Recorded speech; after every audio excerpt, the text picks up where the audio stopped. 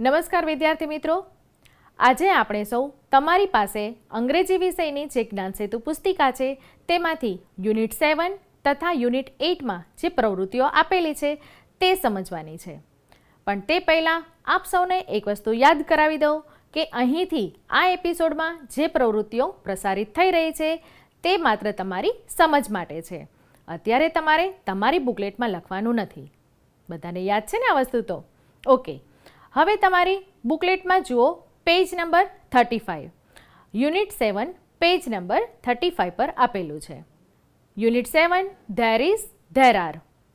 મિત્રો, આમ તો વાક્યની વચ્ચે જ્યારે ધેર વપરાય છે ત્યારે તેનો અર્થ ત્યાં એવો થાય છે, પરંતુ અંગ્રેજી ભાષામાં જ્યારે વાક્યની શરૂઆતમાં ધેર વપરાય છે ત્યારે તેનો કોઈ ખાસ અર્થ થતો નથી.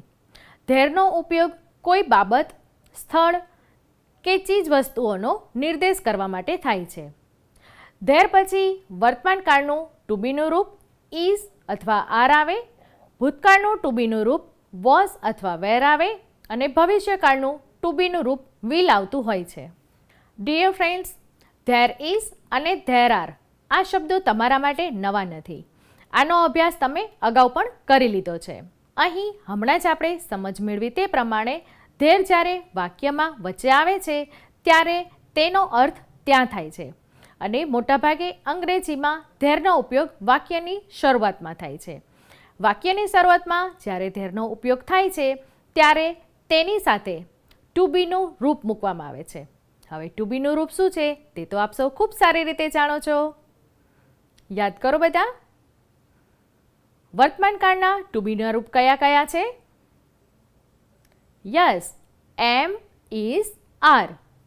પછી ભૂતકાળના ટુ બીના રૂપ કયા છે? Was, were. અને ભવિષ્યકાળના ટુ બીના રૂપ કયા છે? યસ, શેલ અને વિલ. અહીં ધેર સાથે જ્યારે ટુ બીના રૂપ મૂકવામાં આવે છે ત્યારે વર્તમાન કાળનું ઇઝ અને આર આ બંનેનો ઉપયોગ થાય છે. ભૂતકાળના વોઝ અને વેર ટુ બીના રૂપ તથા ભવિષ્યકાળનું વિલ ટુ બીનું રૂપ ધેર સાથે વપરાય છે. હવે તમારી બુકલેટમાં પેજ નંબર 35 પર જુઓ, કેટલાક વાક્યો આપ્યા છે અને તેમાં સૂચના આપી છે નીચેના વાક્યોનો અભ્યાસ કરો. હવે આપણે આ વાક્યોનો અભ્યાસ કરીએ અને જોઈએ કે આ વાક્યોમાં શું દર્શાવવા માગે છે. આ વાક્યોનો આપણે અભ્યાસ કરીએ. અહીં નંબર 1માં આપ્યું છે a parrot in the cage અને તેની સાથે વાક્ય બીજું પણ આપેલું છે there is a parrot in the cage. Number 2 students in the class. There are students in the class. અહીં પહેલા વાક્યમાં તમે જોઈ શકો છો લખ્યું છે a parrot in the cage. આટલી વસ્તુ દર્શાવવાથી પણ આપણને વાક્ય સમજાઈ જાય છે કે a parrot in the cage. પણ અહીં તેનું વાક્ય ધેરથી જ્યારે શરૂ કરવાનું થાય છે ત્યારે વાક્ય બને છે there is a parrot in the cage.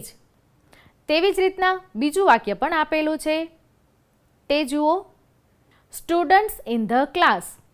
અહીં જ્યારે ધેરનો ઉપયોગ કરવાનો થાય છે ત્યારે તેની સાથે કયું ટુ બીનું રૂપ લાગે છે? આર લગાવેલું છે. શા માટે? કારણ કે શબ્દ છે સ્ટુડન્ટ્સ, માટે ધેર સાથે કયું ટુ બીનું રૂપ આવશે? આર. વાક્ય બને છે there are students in the class. હવે આપણે આગળના વાક્ય જોઈએ. નંબર 3માં આપેલા છે there is a pen on the table અને તેની સાથે વાક્ય આપેલું છે is there a pen on the table. Number 4 there are apples in the bag અને તેની સાથે વાક્ય આપેલું છે are there apples in the bag. અહીં તમે જોઈ શકો છો આ વાક્ય પ્રશ્નાર્થ વાક્ય છે. નંબર 3માં પહેલું જે વાક્ય આપેલું છે તે વિધાન વાક્ય છે અને વિધાન વાક્યને પ્રશ્નાર્થ વાક્યમાં ફેરવવું હોય તો કયા કયા ચેન્જીસ કરવામાં આવે છે તે અહીં દર્શાવેલું છે. ફરી એકવાર વાક્યો જોઈ લઈએ. There is a pen on the table.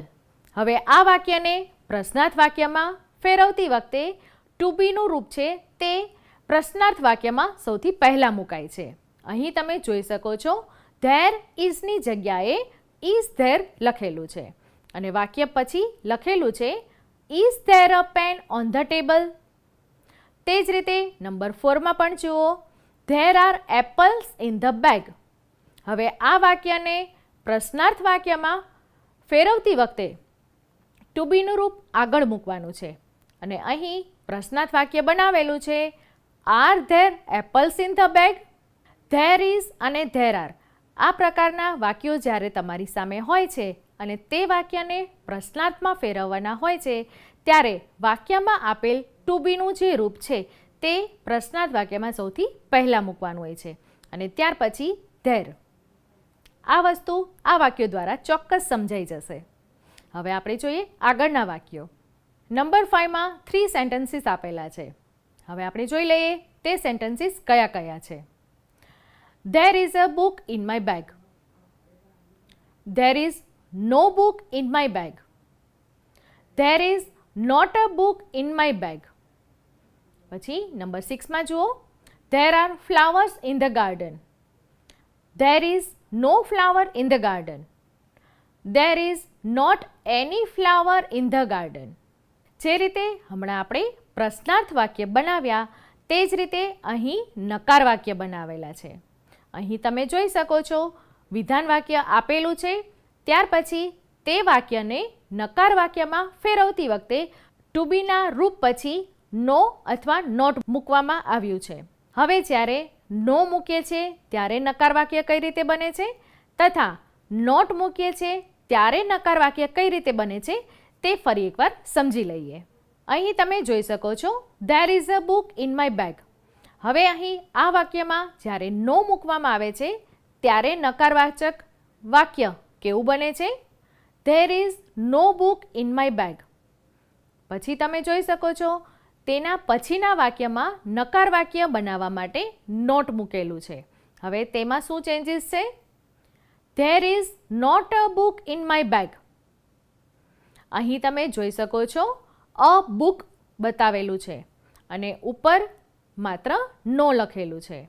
There is not a book in my bag. તેવી જ રીતના નંબર 6 જુઓ, there are flowers in the garden. હવે તેમાં નો મૂકીને નકાર વાક્ય બનાવેલું છે. There is no flower in the garden. અને ત્યાર પછી નોટ મૂકીને નકાર વાક્ય બનાવ્યું છે. There is not any flower in the garden. વિદ્યાર્થી મિત્રો, અહીં આપણે ધેર ઇઝ ધેર આરના વિધાન વાક્ય, પ્રશ્નાર્થ વાક્ય અને નકાર વાક્યો જોયા. હવે તેના આધારે એક એક્સરસાઇઝ આપેલી છે તે પણ આપણે જોઈ લઈએ. એક્ટિવિટી: નીચેની ખાલી જગ્યામાં ધેર અને ટુ બીના રૂપ મૂકો. ફરી સૂચના વાંચો. નીચેની ખાલી જગ્યામાં ધેર અને ટુ બીના રૂપ મૂકો. આ જે એક્ટિવિટી છે તેમાં ધેરનો ઉપયોગ તો કરવાનો છે, પરંતુ સાથે સાથે વાક્યને સમજવાનું છે અને કયું ટુ બીનું રૂપ મુકાશે તે આપણે વિચારવાનું છે. Number 1, dash students in the school. ફરીથી જુઓ, dash students in the school. હવે ધેર તો લખવાનું છે, પરંતુ કયું ટુ બીનું રૂપ વપરાશે તે તમે વિચારો. સ્ટુડન્ટ્સ આપેલું છે, વાક્ય વર્તમાન કાળમાં છે. આવડી ગયું બધાને? યસ. અહીં જવાબ આવશે there are students in the school. હવે નંબર 2 જોઈએ. Dash fight between two bulls yesterday. Dash fight between two bulls yesterday. હવે સૌથી પહેલાં જુઓ વાક્ય કયા કાળમાં છે? યસ, ભૂતકાળમાં છે. યસ્ટરડે છે માટે તમે કહી શકો છો કે આ વાક્ય ભૂતકાળમાં છે. હવે શું જોવાનું છે? એક વચન કે બહુવચન? ખૂબ સરસ. હવે આ ખાલી જગ્યામાં કયો જવાબ આવશે તે તમને ચોક્કસ સમજાઈ ગયું હશે.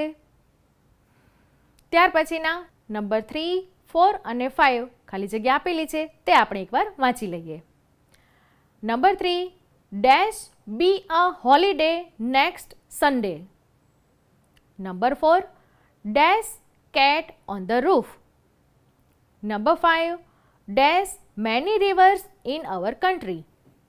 વિદ્યાર્થી મિત્રો, તમે જ્યારે આ ખાલી જગ્યાનો જવાબ લખો ત્યારે તમારે સૌથી પહેલાં વાક્ય કયા કાળમાં છે તે જોવાનું છે તથા એકવચન છે કે બહુવચન તે પણ તમારે જોવાનું છે. જો આટલી વસ્તુ ધ્યાનમાં રાખશો તો તમે આ ખાલી જગ્યાના જવાબ આસાનીથી લખી શકશો. બરાબર ને? સમજમાં આવ્યું બધાને? ખૂબ સરસ. ચાલો હવે જોઈએ આગળની એક્ટિવિટી. અહીં સૂચના આપેલી છે. નીચે આપેલા ઉદાહરણને સમજીને આખા વાક્યમાં જવાબ લખો. અહીં એક ઉદાહરણ આપેલું છે તે આપણે જોઈ લઈએ. How many books are there in your school? અહીં પ્રશ્ન પૂછેલો છે how many books are there in your school અને તેનો આખા વાક્યમાં જવાબ આપેલો છે. There are 600 books in our school. There are 600 books in our school. તેનો બીજો પણ એક જવાબ આપેલો છે. There are no books in our school. There are no books in our school. Dear students, અહીં તમે જોઈ શકો છો પ્રશ્ન પૂછેલો છે તેનો જવાબ એકવાર હકારમાં આખા વાક્યમાં આપવાનો છે, તે જ રીતે નકારમાં પણ આખા વાક્યમાં જવાબ આપવાનો છે. આપણે જોઈ લઈએ સૌથી પહેલાં કયું વાક્ય આપેલું છે. How many player were there in your match? અહીં આપણને પ્રશ્ન પૂછેલો છે how many player were there in your match? હવે સૌથી પહેલાં હકારમાં આખા વાક્યમાં જવાબ લખવાનો છે. તો આપ સૌ વિચારો અહીં કયો જવાબ આવી શકે છે? પ્રશ્ન ફરીથી વાંચો. How many player were there in your match? અહીં આપણે જવાબ લખી શકીએ છીએ. There were 11 players in our match. There were 11 players in our match. આ આપણે હકારમાં જવાબ લખ્યો છે અને હવે નકારમાં જવાબ લખવો હોય તો શું લખીશું? આપણે લખી શકીશું There were no players in our match. There were no players in our match. Dear friends, આ જ રીતે તમારે બાકીના જે પ્રશ્નો પૂછેલા છે તેના પણ જવાબ લખવાના છે. પહેલો જવાબ હકારમાં લખવાનો છે આખા વાક્યમાં અને તે જ રીતે નકારમાં પણ આખા વાક્યમાં જવાબ લખવાનો છે. સમજમાં આવ્યું બધાને? તો હવે જોઈ લઈએ આગળની એક્ટિવિટીમાં શું આપેલું છે. નીચેની ખાલી જગ્યામાં ધેર અથવા ધેર મૂકી ખાલી જગ્યા પૂરો. સૂચના ફરીથી વાંચી લઈએ. નીચેની ખાલી જગ્યામાં ધેર અથવા ધેર મૂકી ખાલી જગ્યા પૂરો. સ્ટુડન્ટ્સ, અહીં બે શબ્દો આપેલા છે, ધેર અને ધ્યર. ધેરનો ઉપયોગ તો હમણાં જ આપણે જોયો અને ધ્યર શબ્દથી પણ તમે બધા પરિચિત છો. ધ્યર શબ્દ છે તે માલિકી દર્શાવે છે. હવે આપણે આ બંને શબ્દનો ઉપયોગ કરીને નીચે જે ખાલી જગ્યા આપી છે તે પૂરવાની છે. ચાલો જોઈ લઈએ. સૌથી પહેલી ખાલી જગ્યા આપી છે dash were 5 mangoes. Dash were 5 mangoes. બાજુમાં બીજી તેની સાથે જ ખાલી જગ્યા આપી છે ડેશ કલર વોઝ યલો. ફરીથી વાંચો. Dash were 5 mangoes. Dash colour was yellow. હવે આ બંને ખાલી જગ્યામાં કયો શબ્દ મૂકવાનો છે તે વિચારી લો બધા. યસ, અહીં આવશે ધેર. There were 5 mangoes. અને હવે બીજી ખાલી જગ્યાનો શું જવાબ આવશે? Yes, there colour was yellow. જોયું મિત્રો, ધેર અને ધ્યર આ બંને શબ્દનો અર્થ ભિન્ન છે અને તેનો જ ઉપયોગ યાદ રાખીને આ ખાલી જગ્યા પૂરવાની છે. હવે આપણે જોઈ લઈએ આગળની એક્ટિવિટીમાં શું છે. નીચે આપેલા શબ્દોને યોગ્ય ક્રમમાં ગોઠવી અર્થપૂર્ણ વાક્ય બનાવો. તેના માટે એક ઉદાહરણ પણ આપેલું છે. અહીં તમે જોઈ શકો છો વાક્યના શબ્દોને જુદા જુદા મૂકેલા છે અને તે શબ્દો યોગ્ય ક્રમમાં નથી, આડાઅવળા છે. તો આપણે આ જે શબ્દો આપેલા છે તેને યોગ્ય ક્રમમાં ગોઠવવાના છે, વાક્ય અર્થપૂર્ણ બનાવવાનું છે અને નીચે આપેલી જગ્યામાં લખવાનું છે. ઉદાહરણમાં જોઈએ. શબ્દો છે ડ્રિંક્સ, મિલ્ક, સારંગ ડેઈલી. હવે આ જ શબ્દોનો ઉપયોગ કરીને વાક્ય બનાવેલું છે સારંગ ડ્રિંક્સ મિલ્ક ડેઈલી.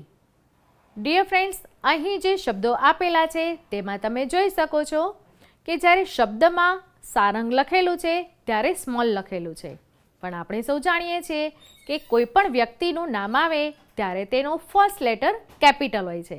માટે વાક્યમાં તમે જોઈ શકો છો જ્યારે તેને ક્રમમાં ગોઠવીને વાક્ય બનાવ્યું છે ત્યારે કઈ રીતે લખેલું છે. જુઓ બધા ધ્યાનથી, સારંગ ડ્રિંક્સ મિલ્ક ડેઈલી. અહીં તમે જોઈ શકો છો વાક્ય પૂર્ણ થાય છે તેના અંતે ફૂલ સ્ટોપ પણ મૂકેલું છે.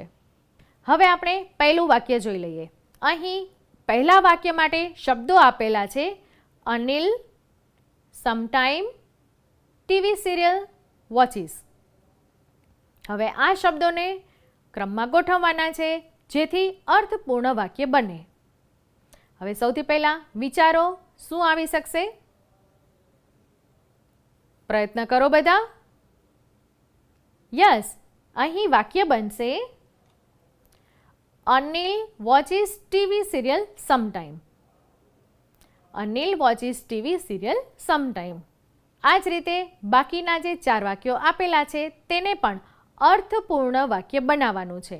તેને ક્રમમાં ગોઠવવાના છે અને અર્થપૂર્ણ વાક્ય બનાવી નીચે જે જગ્યા આપી છે તેમાં લખવાના છે. ચાલો જોઈ લઈએ કયા કયા છે. નંબર 2માં શબ્દો આપેલા છે ટેલ, નેવર, ધે, અ લાઈ. હવે તમારે બધાએ વિચારવાનું છે કે કયું વાક્ય બનશે. ત્યાર પછી નંબર 3માં શબ્દો આપેલા છે does not, Shweta, eat fruits. Number 4 play, the students, every day, do not. Number 5 clean, my hands, I, every now and than.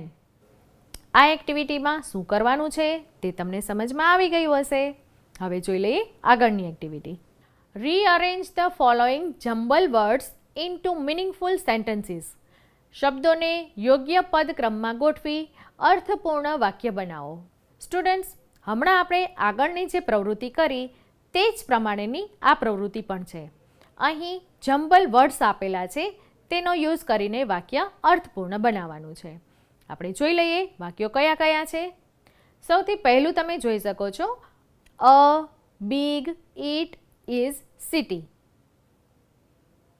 હવે આ જ શબ્દોનો ઉપયોગ કરીને આપણે તેને મિનિંગફુલ સેન્ટેન્સ બનાવવાનું છે, એટલે કે અર્થપૂર્ણ વાક્ય બનાવવાનું છે. હું તમને અહીં એક ઉદાહરણ આપું છું. It is a big city. વાક્ય બને છે it is a big city.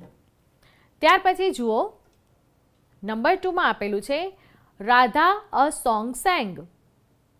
આનું વાક્ય શું બનશે તે હવે તમારે જાતે વિચારવાનું છે. ત્યાર પછી નંબર 3 જુઓ speaks she very polite. Speaks she very politely. Number 4 foolish Pinky how is. હવે અહીં મિત્રો તમારે જોવાનું છે કે અહીં આશ્ચર્ય ચિહ્ન આપેલું છે, એટલે કે ઉદ્ગાર ચિહ્ન છે, એટલે તમારે અહીં આ વાક્ય કઈ રીતે બનશે તે પણ વિચારવાનું છે. Number 5 her lesson she learning was. Number 6 is your what brother. હવે તમે અહીં જોઈ શકો છો ક્વેશ્ચન માર્ક આપેલો છે, એટલે આ વાક્ય છે તે પ્રશ્નાર્થ વાક્ય બનશે. ત્યાર પછી જુઓ number 7 you English study do. અહીં પણ ક્વેશ્ચન માર્ક આપેલો છે, માટે આ વાક્ય પણ પ્રશ્નાર્થ વાક્ય બનશે.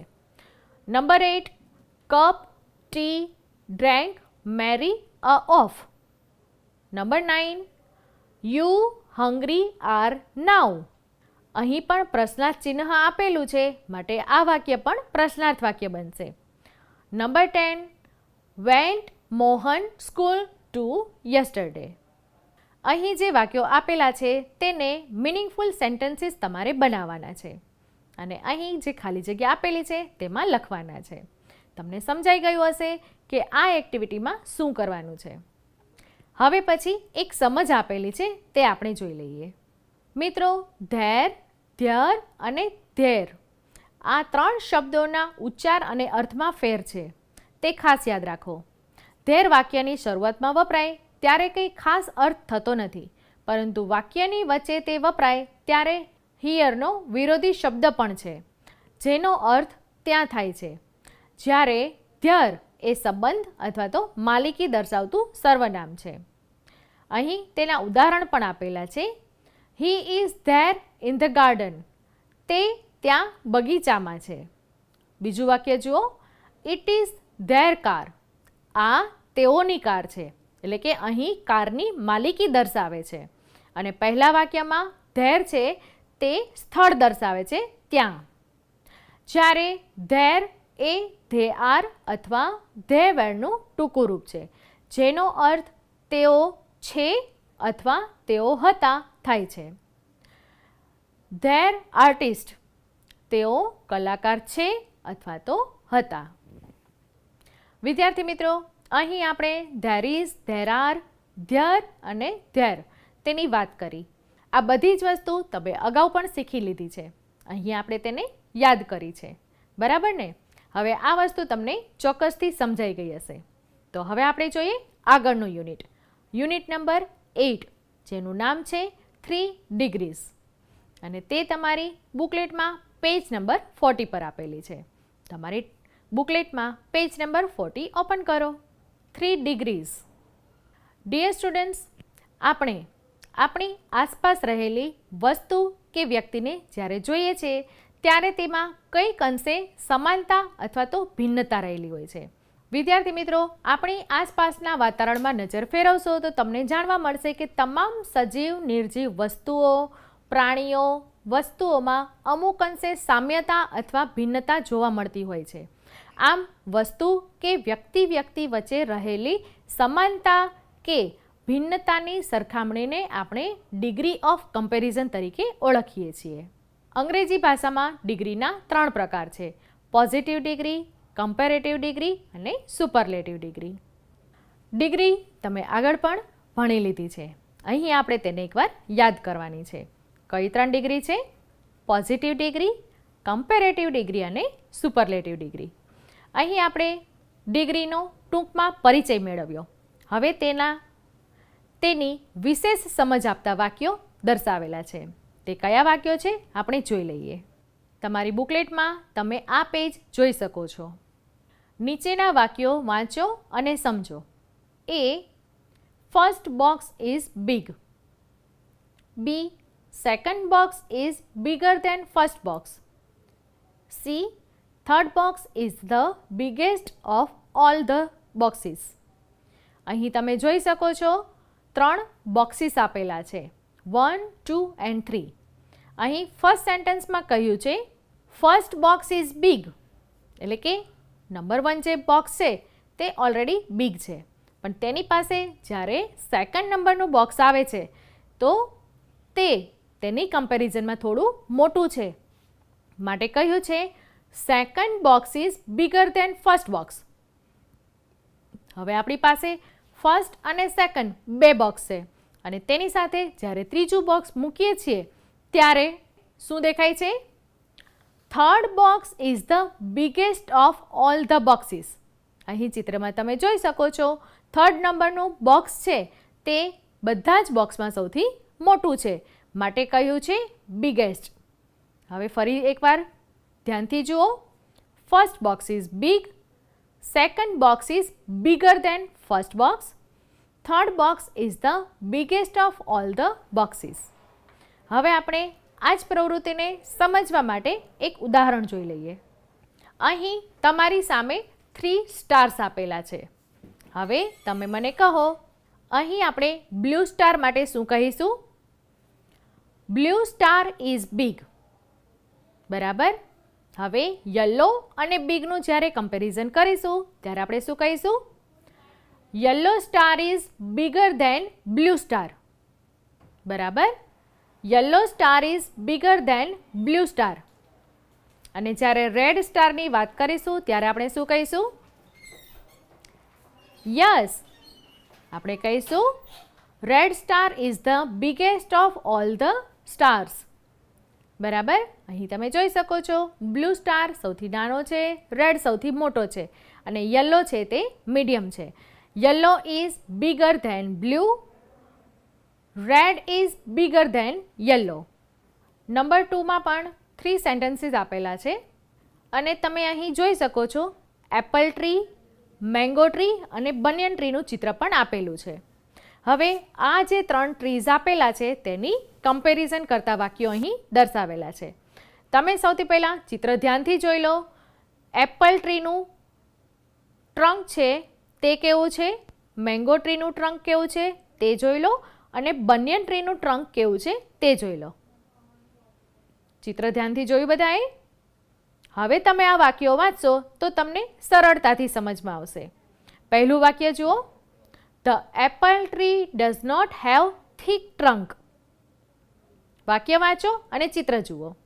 The apple tree does not have thick trunk. B sentence. The trunk of the mango tree is thicker than the apple tree.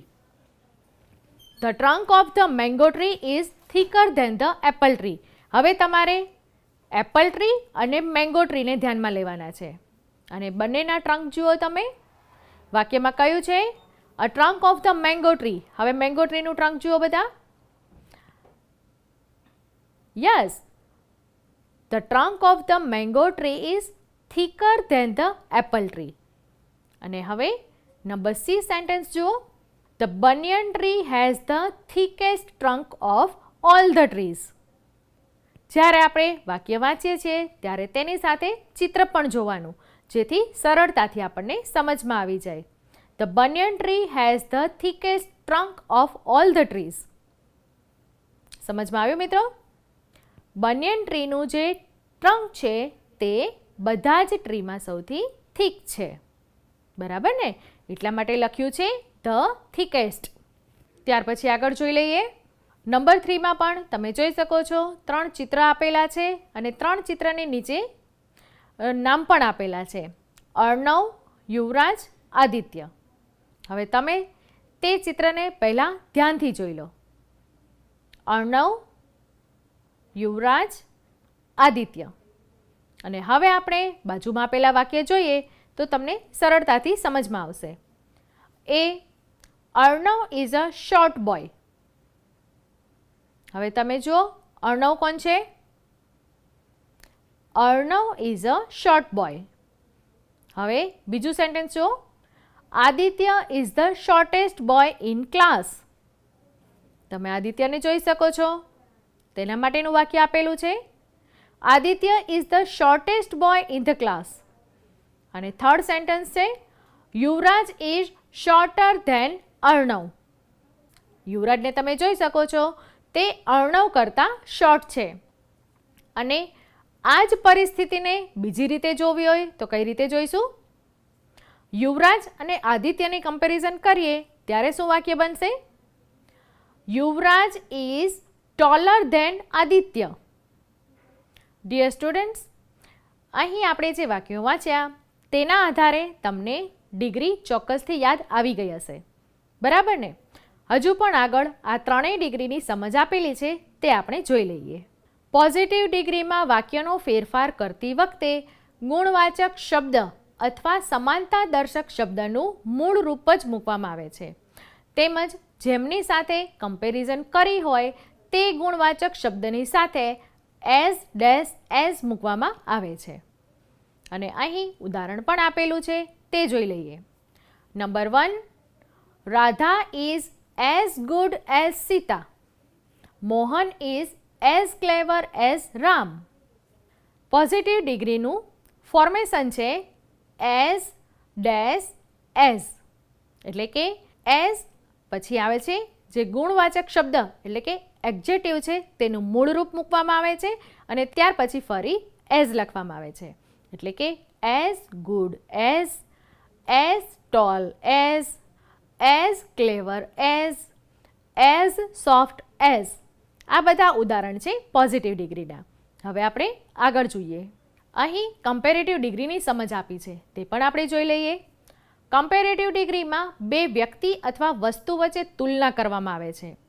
ધ્યાન રાખો મિત્રો કે પોઝિટિવ ડિગ્રીમાં મૂળ વિશેષણ જ વપરાય છે, જ્યારે કમ્પેરેટિવ ડિગ્રીમાં વિશેષણને ER પ્રત્યય લગાવવામાં આવે છે અને વાક્યમાં હંમેશા તુલનાદર્શક શબ્દ ધેન વાપરવો પડે છે. તેના ઉદાહરણ પણ આપણે જોઈ લઈએ. Ruchir waits 40 kg and Rohit waits 35 kg. અહીં એક સિચ્યુએશન આપેલી છે, Ruchir waits 40 and Rohit waits 35. હવે આ બંનેની એટલે કે રુચિર અને રોહિતની કમ્પેરિઝન આપેલી છે નીચે. તેની કમ્પેરિઝન માટેનું પહેલું વાક્ય આપેલું છે, Rohit is lighter than Ruchir. અને બીજું વાક્ય આપેલું છે, Ruchir is heavier than Rohit. સમજમાં આવે છે મિત્રો? અહીં રોહિતનું વેઇટ 35 kg છે, એટલે કે તે રુચિર કરતાં વજનમાં હળવો છે, એટલે કે લાઇટ છે. Rohit is lighter than Ruchir. અને નંબર 2માં આપેલું છે, Ruchir is heavier than Rohit.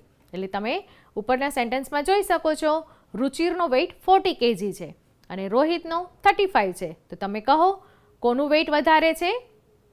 Yes, રુચિરનું weight વધારે છે, માટે રુચિર છે તે રોહિત કરતાં હેવી છે. એટલે તેના માટે વાક્ય આપેલું છે, Ruchir is heavier than Rohit. તેવી જ રીતના બીજું એક્ઝામ્પલ પણ આપેલું છે, તે પણ જોઈ લઈએ. Mister Vyas is 50 years old and mister Patel is 67 years old. હવે તેમની કમ્પેરિઝન માટેનું વાક્ય આપેલું છે, mister Patel is older than mister Vyas. Mister Vyas is younger than mister Patel. અહીં તમે જોઈ શકો છો, મિસ્ટર વ્યાસની એજ છે 50 years, મિસ્ટર પટેલની એજ છે 67 years. અને તેમની કમ્પેરિઝનમાં કોણ વધારે યુવાન છે અને કોણ વધારે બુઝુર્ગ છે. હવે અહીં તેમની ઉંમરની કમ્પેરિઝન કરેલી છે. Mister Patel is older than mister Vyas, એટલે કે મિસ્ટર પટેલ છે તે 67 yearsના, એટલે કે તેમની ઉંમર મિસ્ટર વ્યાસ કરતાં વધારે છે. અને mister Vyas is younger than mister Patel, એટલે કે એનો મતલબ છે મિસ્ટર વ્યાસ છે તે મિસ્ટર પટેલ કરતાં નાના છે. Mister Patel is older than mister Vyas, તેનો મતલબ છે કે મિસ્ટર પટેલ છે તે મિસ્ટર વ્યાસ કરતાં મોટા છે. અને mister Vyas is younger than mister Patel, તેનો મતલબ છે મિસ્ટર વ્યાસ મિસ્ટર પટેલ કરતાં નાના છે. પોઝિટિવ ડિગ્રીનું ફોર્મેશન છે એઝ ડેશ એઝ. તે જ રીતે કમ્પેરેટિવ ડિગ્રીનું ફોર્મેશન છે, એડજેક્ટિવની પાછળ ER લગાડવામાં આવે છે અને ત્યાર પછી ધેન મૂકવામાં આવે છે. ફોર એક્ઝામ્પલ, ઓલ્ડર ધેન, હમણાં જ આપણે જોયું, ઓલ્ડર ધેન, યંગર ધેન, એટલે કે યંગ શબ્દ છે, યંગ એડજેક્ટિવ છે, તેની પાછળ ER મૂક્યું છે અને તેનો શબ્દ બન્યો છે યંગર, અને ત્યાર પછી ધેન મૂક્યું છે, younger than, older than, longer than, shorter than, taller than. સમજમાં આવ્યું? આ ફોર્મેશન છે કમ્પેરેટિવ ડિગ્રીનું. હવે આપણે સમજ મેળવી લઈએ સુપરલેટિવ ડિગ્રીની. સુપરલેટિવ ડિગ્રીમાં વાક્યમાં વપરાયેલ વિશેષણની પાછળ EST પ્રત્યય લગાડવામાં આવે છે તથા સુપરલેટિવ ડિગ્રીના રૂપની પહેલાં હંમેશા આર્ટિકલ ધ મુકાય છે. સુપરલેટિવ ડિગ્રી 3 કે તેથી વધારે વ્યક્તિઓ કે વસ્તુઓમાં એકની શ્રેષ્ઠતા બતાવવી હોય ત્યારે જ વપરાય છે. તેના ઉદાહરણ પણ આપેલા છે. Gita is a smart girl. Radha is smarter than Gita. Sita is the smartest of all. અહીં તમે જોઈ શકો છો, થર્ડ સેન્ટેન્સમાં સુપરલેટિવ ડિગ્રી આપેલી છે. Sita is the smartest of all. Positive degree, comparative ડિગ્રીનું ફોર્મેશન આપણે જોયું. તે જ રીતે સુપરલેટિવ ડિગ્રીનું ફોર્મેશન થાય છે, EST પ્રત્યય લગાડવામાં આવે છે. સુપરલેટિવ ડિગ્રીના ફોર્મેશનમાં એડજેક્ટિવની પાછળ EST લગાડવામાં આવે છે અને તેની આગળ આર્ટિકલ ધ મૂકવામાં આવે છે. તેના બીજા પણ ઉદાહરણ જોઈએ. The smartest, the cleverest, the coolest, the softest, the tallest, the longest. Dear friends, હમણાં જ આપણે પોઝિટિવ, કમ્પેરેટિવ અને સુપરલેટિવ ડિગ્રીની સમજ મેળવી. તેનું ફોર્મેશન જોયું તથા તેના એક્ઝામ્પલ પણ જોયા. હવે આ જ વસ્તુને તમે ટેબલ રૂપમાં જોઈ લો. જોયેલી વસ્તુ હંમેશા યાદ રહે છે. અહીં જે ટેબલ દર્શાવું છું તે તમે ખાસ ધ્યાનથી જુઓ તો તમને આ જે ડિગ્રી છે તેના ફોર્મેશન તમને લાઈફ ટાઈમ યાદ રહી જશે. અહીં આપણે ડિગ્રી, ફોર્મેશન તથા તેના એક્ઝામ્પલ જોવાના છે. ડિગ્રી છે પોઝિટિવ, કમ્પેરેટિવ, સુપરલેટિવ. હવે સૌથી પહેલાં આપણે પોઝિટિવ ડિગ્રીનું ફોર્મેશન જોઈએ. As dash as. જો મિત્રો ખાસ યાદ રાખજો, પોઝિટિવ ડિગ્રીનું ફોર્મેશન છે એઝ ડેશ એઝ, અને તેને એક્ઝામ્પલ તરીકે યાદ રાખવું હોય તો એઝ લોંગ એઝ. અહીં લોંગની જગ્યાએ તમે બીજા વિશેષણ પણ મૂકીને આ વસ્તુ યાદ રાખી શકો છો. ત્યાર પછી છે કમ્પેરેટિવ. હવે કમ્પેરેટિવ ડિગ્રીનું ફોર્મેશન કયું છે? આપણે હમણાં જ વાત કરી ડેશ ER ધેન. અહીં જે ડેશ આપેલી છે તેમાં તમારે વિશેષણ એટલે કે એડજેક્ટિવ, ગુણવાચક શબ્દ મૂકવાનો છે. હવે તેનું એક્ઝામ્પલ જુઓ. Longer than. ત્યાર પછી તેનું બીજું પણ એક ફોર્મેશન છે. કમ્પેરેટિવ ડિગ્રીના બે ફોર્મેશન આવે છે. જ્યારે ગુણવાચક શબ્દ થોડો મોટો હોય છે ત્યારે તેની આગળ મોર લગાડવાનું, પછી ગુણવાચક શબ્દને એઝ ઇટ ઇઝ લખવાનો અને તેના પછી ધેન લખવાનું. તેનું ઉદાહરણ જુઓ તો તમને ચોક્કસ સમજાઈ જશે. More beautiful than. More beautiful than. અહીં તમે જોઈ શકો છો બ્યુટીફુલ વિશેષણ છે તે થોડું લાંબુ છે. તો જ્યારે આ રીતના વિશેષણ હોય છે ત્યારે તેની આગળ મોર લખવાનું, વિશેષણ લખવાનું અને ત્યાર પછી ધેન લખવાનું. પણ આ ફોર્મેશન છે તે કમ્પેરેટિવ ડિગ્રીનું છે. હવે જોઈ લઈએ સુપરલેટિવ ડિગ્રી. સુપરલેટિવ ડિગ્રીનું ફોર્મેશન છે ધ ડેશ EST. અહીં પણ જ્યાં ડેશ આપી છે ત્યાં તમારે ગુણવાચક શબ્દ એટલે કે વિશેષણ મૂકવાનું છે. હવે આપણે તેનું ઉદાહરણ જોઈ લઈએ. The longest. મેં એક જ ઉદાહરણ રાખ્યું છે જેથી તમને સરળતાથી યાદ રહી જાય. As long as, longer than અને ધ લોંગેસ્ટ. બરાબર. જે રીતે કમ્પેરેટિવ ડિગ્રીમાં બે ફોર્મેશન છે તે જ રીતે સુપરલેટિવ ડિગ્રીમાં પણ બે ફોર્મેશન છે. જોઈ લઈએ બીજું ફોર્મેશન. The most dash. અહીં પણ જે જગ્યાએ ડેશ આપેલી છે ત્યાં પણ ગુણવાચક શબ્દ એટલે કે વિશેષણ લખવાનું છે. તેનું એક્ઝામ્પલ જોઈ લઈએ. The most beautiful. જે રીતે કમ્પેરેટિવ ડિગ્રીમાં મોટા વિશેષણ માટે, હું તમને સરળતાથી સમજાઈ જાય તે માટે આ શબ્દ વાપરું છું.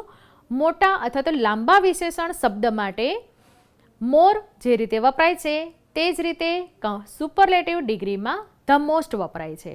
તમે જોઈ શકો છો જે શબ્દ મેં કમ્પેરેટિવ ડિગ્રીમાં એક્ઝામ્પલ તરીકે મૂક્યો છે તે જ મેં અહીં સુપરલેટિવ ડિગ્રીમાં પણ મૂક્યો છે. The most beautiful. આ ટેબલ તમે બધા ધ્યાનથી જુઓ અને સમજી લો. મિત્રો, આ તો વાત થઈ ડિગ્રીની, પોઝિટિવ, કમ્પેરેટિવ, સુપરલેટિવની. મને આશા છે કે આ ટેબલ દ્વારા તમને આ ડિગ્રી ચોક્કસથી સમજાઈ ગઈ હશે. ડિગ્રી, ફોર્મેશન અને એક્ઝામ્પલ યાદ રહી જશે ને બધાને? ખૂબ સરસ. ફ્રેન્ડ્સ, આપણે જ્યારે પોઝિટિવ, કમ્પેરેટિવ અને સુપરલેટિવ ડિગ્રીમાં જે વિશેષણ મૂકીએ છીએ તે વિશેષણ કેવી રીતે મૂકવા તેના માટેના કેટલાક નિયમો છે, કેટલાક સામાન્ય નિયમો છે, આપણે જોઈ લઈએ. A-E-I-O-U આ બધા સ્વર છે. હવે જ્યારે કોઈ વિશેષણમાં જ્યારે છેલ્લા અક્ષરની આગળ આ સ્વર એટલે કે A-E-I-O-U હોય ત્યારે જે છેલ્લો વ્યંજન છે તે બેવડાય છે. એટલે કેવી રીતે તે આપણે જોઈ લઈએ. આ નિયમ માટેના કેટલાક ઉદાહરણ છે. તમે ઉદાહરણ જોશો તો તમને ચોક્કસ સમજાઈ જશે. Big, bigger, biggest. અહીં તમે જોઈ શકો છો એડજેક્ટિવ આપેલું છે બિગ. તેમાં લાસ્ટ વ્યંજન છે જી, એટલે કે લાસ્ટ લેટર જી છે અને તેની આગળ ઉપર જે 5 સ્વર આપેલા છે તેમાંથી એક આપેલો છે આઈ. તો અહીં જે જી છે એટલે કે લાસ્ટ લેટર છે તે બેવડાય છે, એટલે કે 2 ટાઈમ્સ લખેલો છે અને કમ્પેરેટિવ ડિગ્રીમાં ER એડ કરેલું છે. તે જ રીતે સુપરલેટિવ ડિગ્રીમાં પણ લાસ્ટમાં જીને 2 વાર લખ્યો છે અને EST એડ કરેલું છે. બિગ, બિગર, બિગેસ્ટ આ ઉદાહરણ તમે જોયું. તે જ રીતે હજુ બીજા પણ ઉદાહરણ તમે જોશો તમને ચોક્કસ સમજાઈ જશે કે આ નિયમમાં શું કહેવા માગે છે. ઉદાહરણ જોઈ લઈએ. Hot, હોટર, hottest. લાસ્ટ છે ટી અને તેની આગળ આપેલો છે ઓ, માટે છે હોટર, હોટેસ્ટ. હવે આપણે આગળના પણ ઉદાહરણ જોઈ લઈએ. Thin, thinner, thinnest. Fat, fatter, fattest. Sad, sadder, saddest. આ એક નિયમ થયો. હજુ પણ એક નિયમ છે તે આપણે જોઈ લઈએ. તે નિયમ મુજબ કોઈ પણ વિશેષણમાં છેલ્લે જ્યારે વાય આવે છે ત્યારે તેનો આઈ બને છે અને ત્યાર પછી કમ્પેરેટિવ ડિગ્રીમાં ER એડ કરવામાં આવે છે અને સુપરલેટિવ ડિગ્રીમાં EST એડ કરવામાં આવે છે. ચાલો તેના પણ કેટલાક ઉદાહરણ જોઈ લઈએ.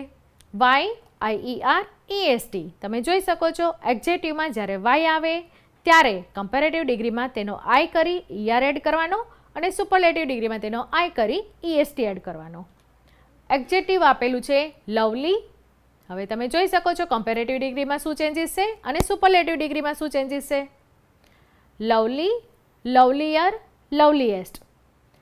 Easy, easier, easiest. Dirty, dirtier, ડર્ટીએસ્ટ.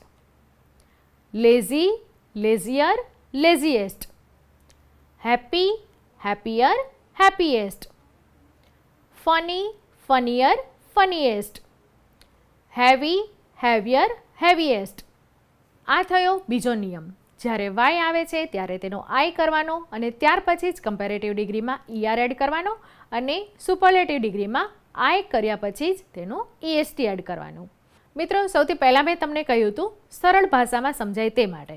જ્યારે લાંબુ વિશેષણ હોય છે ત્યારે તેની આગળ કમ્પેરેટિવ ડિગ્રીમાં મોર લગાડવામાં આવે છે અને લાસ્ટમાં ધેન. તે જ રીતે સુપરલેટિવ ડિગ્રીમાં આગળ ધ આર્ટિકલ, મોસ્ટ અને પછી વિશેષણ. તેના પણ આપણે કેટલાક ઉદાહરણ જોઈ લઈએ. તમારી નજરમાં જ્યારે પણ આવા શબ્દો આવે તો તમે સરળતાથી સમજી શકો કે અહીં કઈ ડિગ્રીની વાત કરવામાં આવી છે. એક્ઝેક્ટિવ છે ઇન્ટેલિજન્ટ. હવે તેનું કમ્પેરેટિવ શું થશે? મોર ઇન્ટેલિજન્ટ અને સુપરલેટિવનું થશે મોસ્ટ ઇન્ટેલિજન્ટ.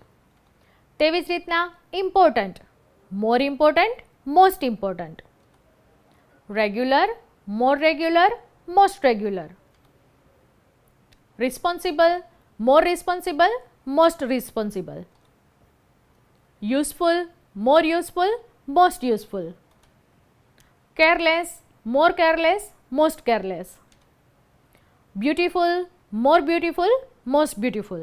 ડિયર સ્ટુડન્ટ્સ, જે રીતે આપણે જોયું કે પોઝિટિવ, કમ્પેરેટિવ અને સુપરલેટિવ ડિગ્રીમાં એક્ઝેક્ટિવમાં કેટલાક ફેરફાર જોવા મળે છે, તેવી જ રીતના કેટલાક ઇરરેગ્યુલર એક્ઝેક્ટિવ્સ પણ છે.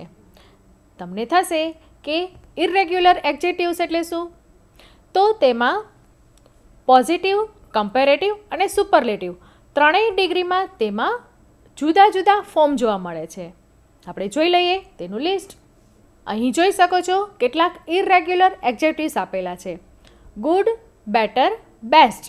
એટલે કે ગુડ એક્ઝેક્ટિવ છે તેનું કમ્પેરેટિવ થાય છે બેટર અને સુપરલેટિવ થાય છે બેસ્ટ. તે જ રીતના well, better, best. Bad, worse, worst. Ill, worse, worst. Far, further, furthest. Many, more, most. Little, less, least. આ રીતના ઇરરેગ્યુલર એક્ઝેક્ટિવ્સ પણ હોય છે. તમને ક્યારે વાંચવામાં ધ્યાનમાં આવે તો તમને તરત સમજાઈ જવું જોઈએ કે આ ઇરરેગ્યુલર એક્ઝેક્ટિવ્સ છે. ડિયર ફ્રેન્ડ્સ, અહીં મેં તમને પોઝિટિવ, કમ્પેરેટિવ અને સુપરલેટિવ ડિગ્રીમાં એક્ઝેક્ટિવનું ફોર્મેશન કેવી રીતે થાય છે તે સમજાવવાનો પ્રયત્ન કર્યો છે. મને આશા છે કે તમને ચોક્કસ સમજાઈ ગયું હશે અને આ જ સમજના આધારે હવે આપણે આગળની એક્ટિવિટી જોઈએ. Write the comparative and superlative degrees of the executive. અહીં તમે જોઈ શકો છો 10 એક્ઝેક્ટિવ્સ આપેલા છે, તેના આપણે કમ્પેરેટિવ અને સુપરલેટિવ ફોર્મ લખવાના છે. હવે રેડી છો ને બધા? મને ખબર છે તમે ચોક્કસથી રેડી છો. સૌથી પહેલું આપેલું છે બિગ, તો તેનો જવાબ હવે તમને ખબર જ છે. તેનું કમ્પેરેટિવ ફોર્મ કયું થશે? બિગર. અને સુપરલેટિવ ફોર્મ બિગેસ્ટ. બિગર શા માટે? તેવી જ રીતના બીજા શબ્દો આપેલા છે તે આપણે જોઈ લઈએ. Clever, hot, health, dark, long, short, weak, fine, bright. Big, bigger, biggest. હવે આ જ રીતે બાકીના શબ્દો પણ તમારે કરવાના છે. આવડી જશે ને બધાને? ખૂબ સરસ. હવે આપણે આગળની એક્ટિવિટી જોઈ લઈએ. નીચેની ખાલી જગ્યામાં કૌંસમાં આપેલા વિશેષણના યોગ્ય રૂપ મૂકો. અહીં 5 ખાલી જગ્યા આપેલી છે અને તેના અંતે વિશેષણ આપેલા છે. તમારે આ વિશેષણનું યોગ્ય રૂપ ડિગ્રી મુજબ લખવાનું છે. એટલે કે ખાલી જગ્યામાં કઈ ડિગ્રી દર્શાવેલી છે તે તમારે સમજવાની છે અને તે મુજબ તમારે જે વિશેષણ આપેલું છે તેનું ફોર્મેશન મૂકવાનું છે. સૌથી પહેલું છે તે આપણે સમજી લઈએ. London is the dash town in England અને કૌંસમાં આપણને વિશેષણ આપેલું છે બિગ. હવે તમે યાદ કરો કે કઈ ડિગ્રીમાં ધ આર્ટિકલ મૂક્યા બાદ વિશેષણ મૂકવામાં આવે છે. યાદ આવે છે બધાને? આપણે હમણાં જ સમજ્યા છીએ. London is the dash town in England. આવી ગયું ને બધાને યાદ? આપણે સુપરલેટિવ ડિગ્રીમાં ધ આર્ટિકલ મૂકીએ છીએ અને ત્યાર પછી વિશેષણની પાછળ EST પ્રત્યય મૂકીએ છીએ. અહીં જવાબ થશે the biggest. London is the biggest town in England. પહેલી ખાલી જગ્યાનો જવાબ આપણે લખ્યો ધ બિગેસ્ટ. બરાબર? આપણે વાક્ય વાંચ્યું, આપણે ખાલી જગ્યા વાંચી અને જોયું કે તે કઈ ડિગ્રી દર્શાવતું વાક્ય છે અને તે પ્રમાણે આપણે તેનો જવાબ લખ્યો. હવે બાકીની જે 4 ખાલી જગ્યા આપેલી છે તેમાં પણ તમારે ખૂબ ધ્યાનથી જોવાનું છે કે તે ખાલી જગ્યા કઈ ડિગ્રી દર્શાવે છે અને તે પ્રમાણે તમારું વિશેષણનું રૂપ મૂકવાનું છે. કરશો ને બધા? સરસ. હવે આપણે જોઈ લઈએ આગળની activity. Write one word answer using words from the bracket. અહીં તમે જોઈ શકો છો બ્રેકેટમાં કેટલાક વર્ડ્સ આપેલા છે. Plane, bus, bullock cart, bicycle, bullet train, vehicles. અને તેની સાથે નીચે 4 વાક્યો આપેલા છે. તે વાક્ય અધૂરા છે જેને આપણે કૌંસમાંથી શબ્દ પસંદ કરીને પૂરો કરવાનું છે. સૌથી પહેલું છે a bus is faster than. જે રીતે આપણે આગળની એક્ટિવિટી જોઈ તે જ પ્રમાણેની એક્ટિવિટી આ પણ છે. અહીં તમારે વાક્ય સમજવાના છે અને તેનો શું જવાબ આવશે તે તમારે વિચારવાનું છે. અહીં પહેલું કયું છે? A bus is faster than dash. હવે ઉપર કેટલાક વ્હીકલના નામ આપેલા છે તો તમારે વિચારવાનું છે બસ કોના કરતાં ફાસ્ટર છે. અહીં કમ્પેરિઝન છે. બસ કોના કરતાં ફાસ્ટર છે. અહીં જે વાક્યો આપેલા છે તેમાં તમારે કઈ ડિગ્રી છે તે સમજવાનું છે અને તેના આધારે ઉપર કૌંસમાંથી સાચો શબ્દ પસંદ કરવાનો છે. હવે આપણે જોઈ લઈએ આગળની activity. Complete the comparisons given below. Choose the words from the list given in bracket. અહીં કૌંસમાં શબ્દો આપેલા છે. A toad, a puppy, a wolf, a dog, a bee, a lion, a cow, a bat. Dear students, આ એક્ટિવિટીમાં ઉપર બ્રેકેટમાં કેટલાક એનિમલ્સના, બર્ડ્સના નામ આપેલા છે અને તેની સાથે નીચે તેના જ વિશેષણ આપેલા છે. હવે આપણે કયું એનિમલ કયું વિશેષણ ધરાવે છે તે વિચારવાનું છે અને અહીં તેનું નામ લખવાનું છે. આપણે પહેલું ઉદાહરણ જોઈ લઈએ. અહીં સૌથી પહેલાં કહ્યું છે એઝ બ્રેવ એઝ. હવે ઉપર જે લિસ્ટ આપેલું છે તેમાં તમારે જોવાનું છે કે બ્રેવ શબ્દ છે, બ્રેવ વિશેષણ જે છે તે કયા એનિમલને લાગુ પડે છે? જુઓ બધા. Yes, as brave as a lion. As brave as a lion. તેવી જ રીતના તેની બાજુમાં આપેલું છે એઝ ફેથફુલ એઝ. હવે તમે મને કહો આ વિશેષણ કયા પ્રાણીને લાગુ પડે છે? Yes, a dog. As faithful as a dog. વિદ્યાર્થી મિત્રો, અહીં તમારે વિશેષણ જોવાનું છે અને તે વિશેષણ કયા પ્રાણીને લાગુ પડે છે તે પ્રાણીનું નામ તમારે તેની સામે લખવાનું છે. બરાબર? તો હવે જોઈએ આગળની activity. Write yes or no in the brackets. Dear friends, આ એક્ટિવિટીમાં કેટલાક સેન્ટેન્સીસ આપેલા છે. તે સેન્ટેન્સીસ તમારે સમજવાના છે અને જો સાચું હોય તો તેની સામે યસ લખવાનું છે અને જો ખોટું હોય તો તેની સામે તમારે નો લખવાનું છે. સૌથી પહેલું સેન્ટેન્સ જુઓ. A state is bigger than a district. હવે તમારે સૌથી પહેલાં સ્ટેટ અને ડિસ્ટ્રિક્ટ યાદ કરવાનું છે અને સમજવાનું છે કે which is bigger. A state is bigger than a district. આ વાક્ય સાચું છે કે ખોટું છે? વિચારો બધા. A state is bigger than a district. આ વાક્ય સાચું છે માટે તેની સામે તમે શું લખશો? યસ. નંબર 2 છે a country is smaller than a state. ફરીથી તમારે અહીં વિચાર કરવાનો છે કન્ટ્રી અને સ્ટેટ અને તેના માટે વાક્ય આપેલું છે a country is smaller than a state. વાક્ય સાચું છે કે ખોટું છે? Yes, it is wrong. A country is bigger than a state. માટે આ વાક્ય ખોટું છે તો તેની સામે આપણે શું લખીશું? નો. ત્યાર પછી a town is larger than a district. હવે તમારે જાતે વિચારવાનું છે. A town is larger than a district. Number 4 છે a village is the smallest of all. Number 5 છે a city is as big as the village. આ તમામ વાક્યો તમારે સમજવાના છે. જો સમજશો તો જ તેનો સાચો જવાબ લખી શકશો. બરાબર ને? હવે જોઈ લઈએ આગળની એક્ટિવિટી શું કહે છે. Fill in the blanks using words from the brackets. અહીં આ એક્ટિવિટીમાં બ્રેકેટમાં કેટલાક એનિમલ્સના નામ આપેલા છે. હવે તે જ એનિમલ્સ પહેલાં તમે નામ વાંચો અને તેનું ચિત્ર તમારા ધ્યાનમાં લાવો. એલિફન્ટ યાદ આવ્યો બધાને? Hippo, yes. રેટ, ખૂબ સરસ. રેબિટ, હોર્સ અને ડિયર. સૌથી પહેલાં તમે જ્યારે આ પ્રાણીઓના નામ વાંચો છો ત્યારે તેનું ચિત્ર તમારે યાદ કરવાનું છે અને તેને જ યાદ કરીને તમારે નીચે જે 5 ખાલી જગ્યા આપેલી છે તે પૂરવાની છે. સૌથી પહેલી ખાલી જગ્યા છે a dash is smaller than a rabbit. A dash is smaller than a rabbit. હવે તમારે જોવાનું છે અહીં પ્રાણી આપેલું છે રેબિટ. હવે એવું કયું પ્રાણી છે જે રેબિટ કરતાં સ્મોલ છે? ઉપર બ્રેકેટ્સમાં જે નામ આપેલા છે તે જુઓ.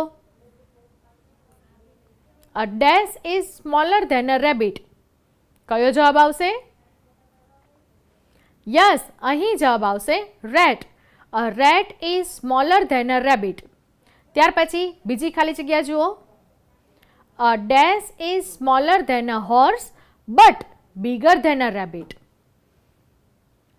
ફરીથી વાક્ય વાંચો અને ખૂબ સમજવાનો પ્રયત્ન કરો.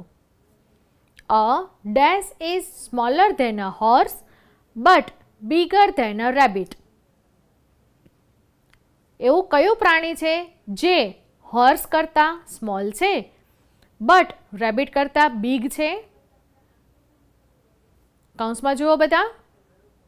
એલિફન્ટ તેનો જવાબ થશે? ના. હિપ્પો? ના, તે પણ નહીં થાય. રેટ? ના, આ જવાબ પણ નહીં આવે. રેબિટ? ના, રેબિટ કરતાં તો તે મોટું છે માટે આ જવાબ પણ નહીં આવે. હોર્સ? હોર્સ કરતાં તે નાનું છે માટે આ જવાબ પણ નહીં આવે. અને લાસ્ટમાં છે ડિયર. હવે ડિયરનું ચિત્ર યાદ કરો. Deer is smaller than horse but bigger than rabbit. સમજાયું બધાને? સરસ. આ જ રીતે જ્યારે કમ્પેરિઝન આવે છે ત્યારે તમારે જે વસ્તુઓનું કે વ્યક્તિઓનું કે સ્થળનું કમ્પેરિઝન કરવાનું છે તેનું ચિત્ર તમારા માનસપટ પર લાવી દેવાનું. એટલે કે તે ચિત્ર તમારે પહેલાં યાદ કરી લેવાનું. જો આ રીતે તમે ચિત્રને યાદ કરી લેશો તો તમને જે તે વસ્તુની કમ્પેરિઝન કરવામાં સરળતા રહેશે. ફ્રેન્ડ્સ, આજે આપણે તમારી જ્ઞાન સેતુ પુસ્તિકામાં આપેલ યુનિટ 7 અને 8માં જેટલી પણ પ્રવૃત્તિ આપેલી છે તેને સમજવાનો પ્રયત્ન કર્યો છે. મને ખાતરી છે કે તમને આ તમામ પ્રવૃત્તિઓ સમજાઈ ગઈ હશે અને હવે તમારે અહીં આ પ્રવૃત્તિમાં જે બાકી છે તે લખવાનું છે અને તેના માટે તમે તમારા માતા પિતા, મોટા ભાઈ બહેન કે મિત્રોની મદદ પણ લઈ શકો છો. અને હા, તેની સાથે સાથે તમારે આગળના જે યુનિટ આપેલા છે તેમાં પણ જે પ્રવૃત્તિઓ આપેલી છે તેમાંથી તમને આવડતી વસ્તુ લખવાનો પ્રયત્ન કરજો. મિત્રો, ફરી મળીશું નવા એપિસોડમાં નવી એક્ટિવિટી સાથે. ત્યાં સુધી જે પ્રવૃત્તિઓ સમજી છે તેનો મહાવરો કરો, તેનું લેખન કાર્ય કરો, સાથે સાથે સુરક્ષિત રહો.